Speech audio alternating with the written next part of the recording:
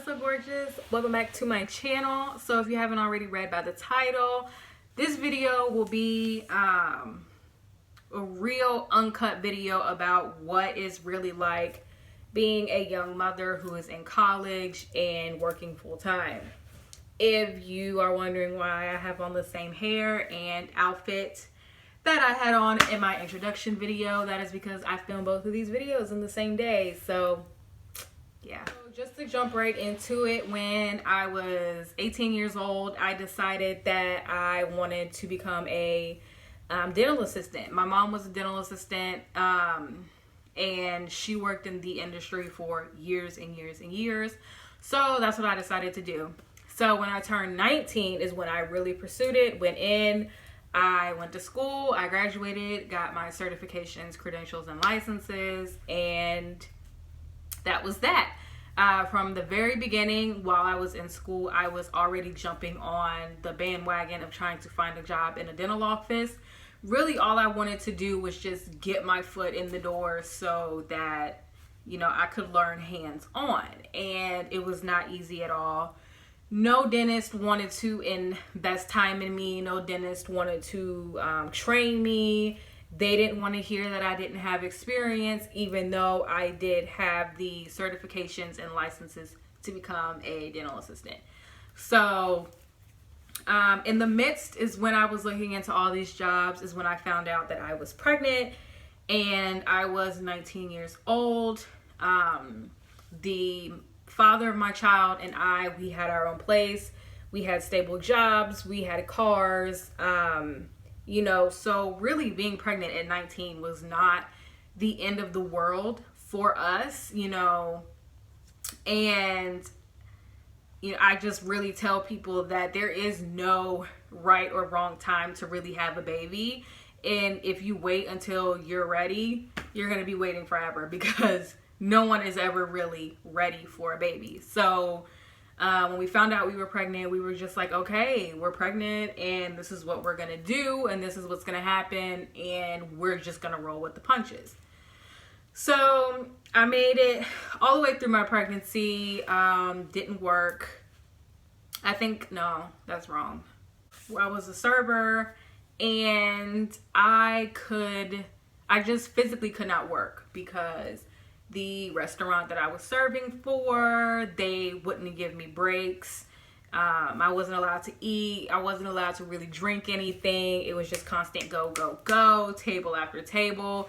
And I had issues with my blood pressure, my blood sugar, staying hydrated. I just had a lot of issues. So the second, trimester of my pregnancy is when I quit working. And so the remainder of my pregnancy, I just didn't work at all. My son's father worked, and we were fine. So when I had my son, everything was good. Everything was Gucci. It was easy. It was nowhere near as hard as people tried to tell us it was going to be. He was just very easy, and my pregnancy was uneventful. My birth was uneventful, and my son slept through the night from day one. So, being a parent at 19 and 20 years old, it really wasn't that bad, y'all. I'm just saying. So when my son was a year and a half old, I decided that I wanted to go back to college to become a national board certified mortician and funeral director. Crazy, right? So I've always been interested in the industry, but I didn't really think or really know that it was something I wanted to go into 100% and make a career out of. But once he was older and I realized what really goes into that kind of job, I just kind of felt like that was the job for me and something that I would probably really enjoy doing. So I applied to college, I got accepted into college, and this is where shit hits the fan.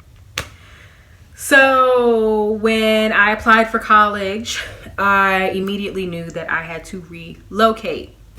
And when I mean relocate, I mean moving 4.5 hours away from home. And my mom really tried to get me to leave my son behind and then just come here and focus mainly on school. Leaving my son behind was never an option. It was never anything that I thought about or even considered. He was coming with me from the very beginning. So yeah. And so in June of 2018, me and my son Kingdom picked up and we moved to another city, and it's 4 hours away from home, and it's just me and him. It's just me and my baby. I instantly started working. I already had a job before we even moved here. I had everything lined up for us. You know, I had the job, I had the house. Everything was just starting to, you know, come together and really pick up. So when we moved here, my son did not go to a daycare. He goes to a private sitter. I don't trust daycares. There's no way in hell my child would ever go to a daycare. I know there are good daycares out there, and I know there are people who love their children's daycare, but me personally, my child will not go to daycare. I can't do it. So he goes to a private sitter who is phenomenal. She is absolutely amazing. I love her to pieces. I love her husband to pieces. Her daughter. She is just overall an amazing person. She takes such great care of Kingdom, and he loves to go over there. He loves to spend time with her and her husband and her daughter. Teach him a lot. And my son, he's able to carry on full conversation. He doesn't cry because now he can talk. He knows his colors and his numbers and his ABCs and just everything that they have literally taught him. And I give them most of the credit because I work and I go to school and I don't always have time to sit with him and teach him his ABCs all day. So I really do thank them for all of the hard work that they put into making my baby amazing. So I instantly went into school full time. That is one regret. And I'll get into that, you know, a little bit later into the video. So when I went into school full time, I was taking 5 classes, and I had 3 on campus and 2 were online. As crazy as this sounds, I was literally failing my on-campus classes and passing my online classes. And like usually it's the opposite. People usually just pass their on-campus classes and fail their online classes. But it is really hard. You know, I had to wake up at 4 a.m. My first class was at 8 o'clock in the morning. And my son's babysitter, she lives about 35 to 40 minutes away from me. And, excuse me, I'm so ladylike.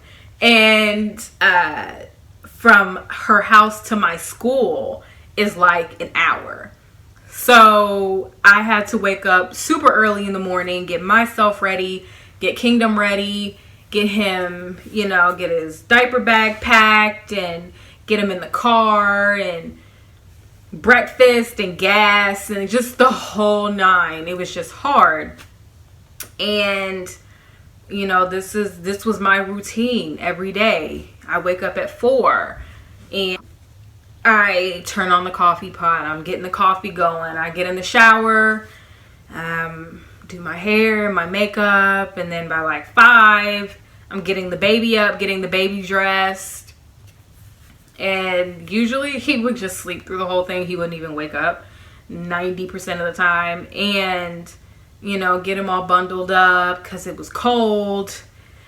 Then I had to go start the car, get the heat going, make sure that all his snacks are packed, his diapers, his wipes, his change of clothes, extra socks, extra shoes.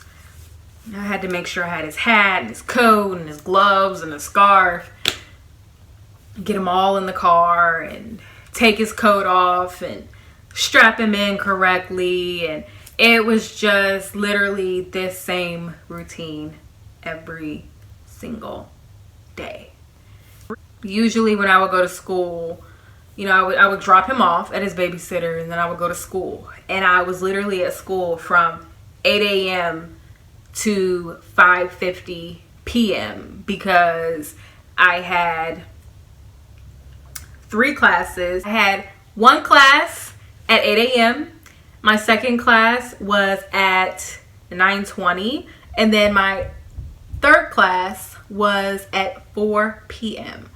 So I literally had like a 5.5 hour gap in between classes, but because my son's babysitter was so far away, you know, I couldn't really just leave school and go spend time with him because gas is a bitch and money was very few and far between. So I would just kind of have to stay on campus or linger around campus to save on gas and time and money. And it was really hard. So during, you know, this 5.5 hour gap, I would be in the library doing schoolwork, catching up on assignments, taking notes, going to meet teachers, asking them questions that maybe I didn't understand in class, you know, things like that. And then on the days that I didn't have class, I was working, and I was a supervisor for a company that y'all will later find out about because y'all don't, I got a video for you. I was a supervisor, so my job was very demanding. A lot was asked of me, and you know, trying to juggle my life and school and work literally just came crashing. You know, if I was doing good at work, I was doing bad in school, or if I was doing good in school, I was, you know, doing horrible when it came to work because I wasn't really able to be there on time all the time. And then on top of that, you know, I have this 1-year-old little boy, and he's a baby. He gets sick, and when he gets sick, I have to stay home. I can't go to school. I can't go to work. You know, he's my responsibility. So when he's sick, mommy has to stay home. When I stay home, I'm losing money. I'm not getting my education. Everything is just kind of postponed for the day. And if he's still sick a couple of days later, that's 2 or 3 days, maybe longer, that I haven't been able to work or I haven't been able to go to school. You know, I don't have any family in this city. So having to do everything by myself is difficult. I don't necessarily consider myself as a single mom because me and my son's father are no longer together. We broke up right after I moved here. So I don't really consider myself being a single mom just because my son's father does his part. He does everything and more for our son. We don't really need to argue about anything. He does what he's supposed to do. So I don't classify myself as a single mom because my child has both of his parents, and both of his parents pull their own weight. So I don't classify myself as a single parent. And, you know, I have my grandmother, who is a huge part of my village, my mom, who is a huge part of my village, my brother, my 9-year-old sister, my dad, my son's babysitter. I have a village. And even though my village does not all live in the same village, when I need my village, they come running. So I'm not a single parent by far, but 99% of the time I'm doing it by myself. When I get tired or I get frustrated, I can't just take him to my mom and like, here, watch him while I do this, or can you watch him for 20 seconds while I just take a breather? Can you do this while I do this? I can't do that. He is literally with me 24/7. I have to find ways to do my schoolwork while I have him. So usually what I would do is I will wait until he goes to sleep. He is on a routine, which works great. When he takes his nap, that is when I hit the books. That is when I'm taking notes, reading assignments, watching instruction videos.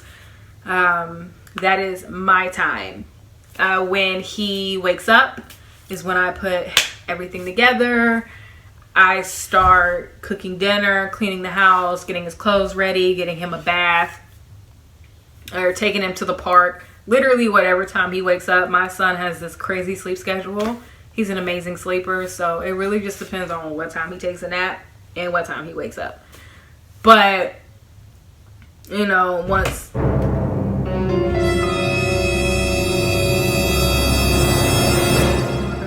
literally once he takes his nap is my time.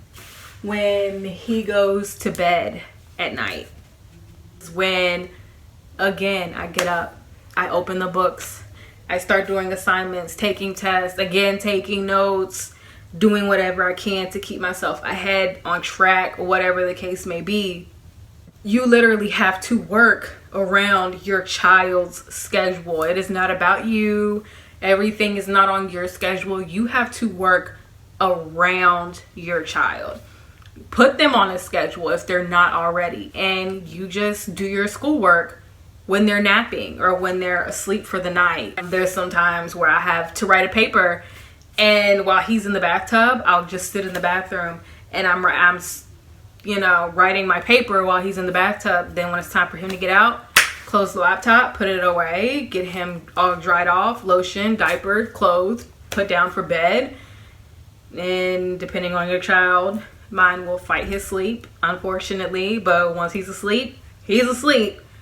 So, you know, and that is when I get my cuddles in, I get my kisses, my love.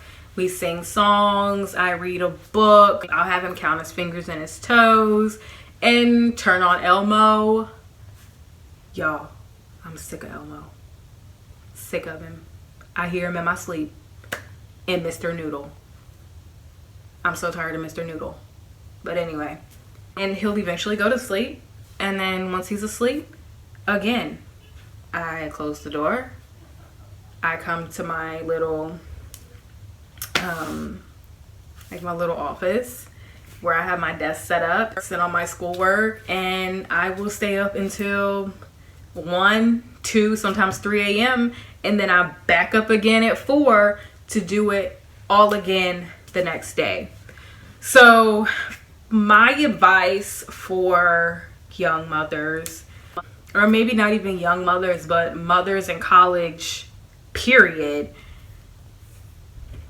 I honestly don't recommend going to college full time. And that is because it is almost, it's not impossible, but it feels like it is impossible to get anything done, to get ahead, to stay on track when you are working full time, going to school full time, and being a parent full time. One of the three are going to suffer. I honestly recommend that you go part-time first and then work your way up to full-time. Currently, I am still full-time. I don't know if I'm going to go down to part-time. That just depends. But right now I am full-time and I am feeling it. It is just one of those things that you just really have to assess your own situation and figure out if full-time is right for you and your family, because it is hard work. It is no sleep. There's no break in between. There's no downtime. You're just constant go, go, go, go, go, 24/7, and there's literally no break in between. That is hard mentally, physically, emotionally. It is just really hard. And another thing that I recommend is, if you have your village, use your village. Don't tell people, oh, I don't need help, I got it, we're fine, no, we're good. You're not, okay? Use your village. That whole saying, it takes a village to raise a child, is 1000% true. I use my village. They're a huge help. Like I said, my mom is a huge help, and my son's grandmother, his father's mother, she is amazing. She has kept Kingdom for a couple of weeks while I, you know, study for exams, midterms, things like that. Things that I really have to take time out and study for. She is amazing. She will watch Kingdom for weeks at a time and just not even complain about it. So I love her. And my son's father is amazing. So if your child's father is in their life, use him too. I mean, he might complain. It just depends. But use him. Use everyone in your village. Don't try to let your pride get the best of you and then your child suffers, or you suffer, you lose your job, you miss out on your classes, you fail. It is just not worth it. So if you have someone who is there, who is willing to help you on a regular basis, use them. And last but not least, there will be days that you feel like you cannot do it. And there will be days where you question, why am I doing this? Why am I in school? Like, why did I think that this was going to be a good thing? And just always remember that it's gonna pay off in the end. You're going to graduate, you're going to get a degree or your high school diploma or whatever the case may be. It's going to pay off in the end, and you will feel so accomplished and like a completely different person. And then you'll be able to look back and say, I did that shit. That was me. I did that. And that is literally what makes it all worth it. And your child, and you know, my son's gonna be like, yeah, my mom is a funeral director. What is your mom? Oh, okay. You know, I just want my child to have the best life he can possibly have because he's entitled to it. He deserves it. So if I can give that to him, that is my #1 priority. I'm not doing it for myself. I am doing it for my child. He is literally the reason I wake up every day. So if you feel like you can't do it and it's impossible, it's not. You can do it. You will do it. It's just going to take determination. It's going to take time. And it is going to take hard work and dedication on your part. But I promise you, you can do it. And I promise you, you'll get through it. And it doesn't matter if you're 14 years old in school and pregnant or have a child. And it doesn't matter if you're 40 years old and you're in school and you have 5 children. Nothing is impossible. You can do it, and just know that you're loved by your child and by your family, and you can get through it. Use all your resources that are available to you. So yeah, guys, that is my video on what it's really like being, you know, a young mom in school. So I know it was a little all over the place. I'm still trying to get used to chronologically getting all of my information together. It's just kind of all over the place, but I will work on that, and I will have more organized videos for y'all. But for right now, this is like my 4th video, so just bear with me. I'll get there. But hopefully, you know, within a couple of years, maybe sooner, I will look back on these videos and they'll be cringy as hell, but that's okay. Right now, we're gonna make them work. So I hope everyone enjoyed these videos. I'm going to call it a night. Y'all have an amazing night, and I love you all. Bye.